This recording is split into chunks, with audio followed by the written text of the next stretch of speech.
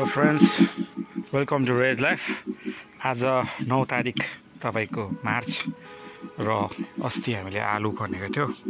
आलु त्यस्तो चाहिँ भएन, राम्रो भएन, कमिलाले खाएको निक्ल्यो। फेरि आज चाहिँ सिमी रोप्न गइरहेको छु।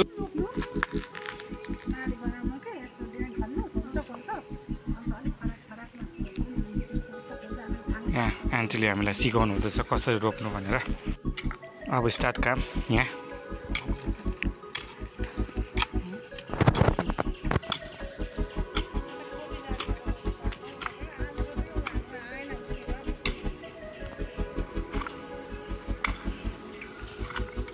आलुै नभएको आन्टी,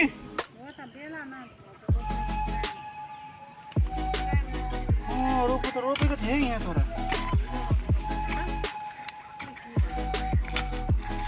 र यो चाहिँ यसरी गर्नु पर्दो रहेछ, यसरी खाडल खनेर यो चाहिँ यसरी गर्नु पर्दो रहेछ मजाले।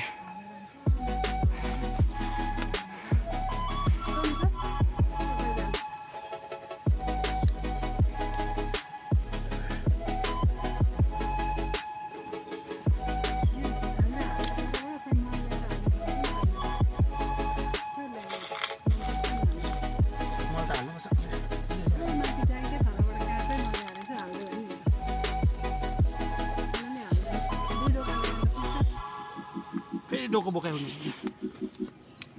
सिमी कम मकै रोपाइ हुँदैछ यहाँ। अब चाहिँ के गर्नुपर्छ भने चाहिँ यति गरेर चाहिँ टक्क अब 2 डोको मल ल्याउनुपर्छ अरे हो। अनि अब बोकाइ हुन्छ फेरि चम्किन्छ बोकाइ।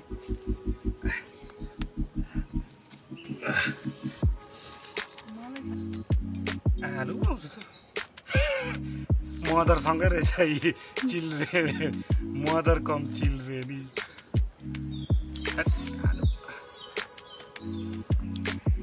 रोपे कि रोपेन आलु निक्लिँदैछ अझै पनि।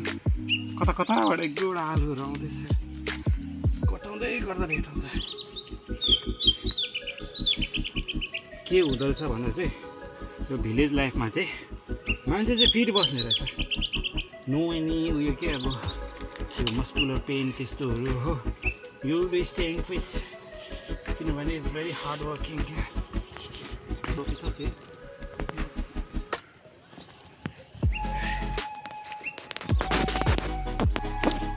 अझै मल हाल्नुपर्ने, मल चाहिँ हालेन।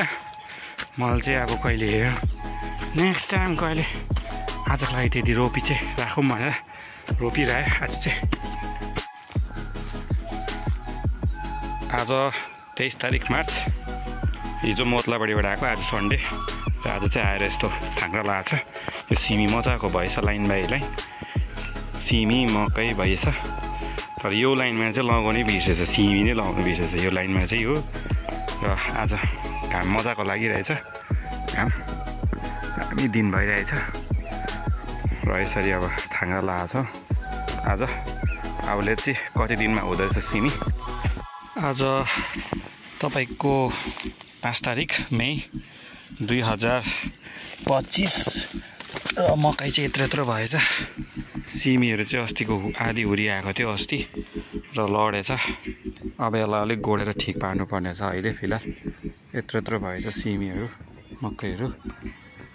र यहाँ चाहिँ यसरी डल्लै लडेछ, यो सिमी मकै सब लडेछ। अस्ति आधी हुरी आएको थियो, अरू सबै ठिकै रहेछ।